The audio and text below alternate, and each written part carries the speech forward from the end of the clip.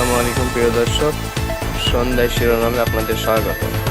এদিকে জাতীয় পার্টি জেলা অফিসে ভাঙচুর টাঙ্গাইলে।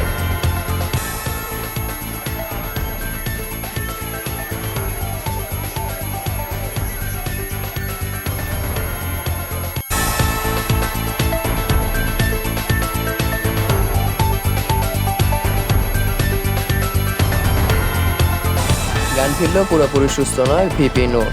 পরিকল্পিত হামলার অভিযোগ গণপরিষদ। আমরা সরকারের প্রতি আহ্বান থাকবে, আইন শৃঙ্খলা বাহিনীর সদস্য তারপরে তাকে বিচারের মুখোমুখি করতে, পাশাপাশি যদি আইন শৃঙ্খলা বাহিনীর সদস্য না হয় তাকে চিহ্নিত করে অবশ্যই দ্রুত সময় গ্রেপ্তারের দাবি জানাচ্ছে। প্রতিবাদে বিভিন্ন জেলাতে বিক্ষোভ।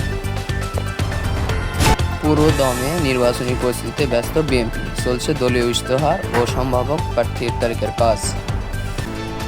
অল্প দিনের মধ্যে আমাদের নির্বাচনের যে সিলেকশন অফ নমিনেশন, এটা তো বড় ব্যাপার থাকবে, সেটাও আমরা কাজ শুরু করব। আওয়ামী লীগের গত 15 বছরের গুমের শিকার প্রায় 1800 মানুষ, এখনও হদিস মেলেনি প্রায় 350 জনের। সে সময়ে যন্ত্রণাদায়ক কষ্টের কথা জানালেন ভুক্তভোগীরা।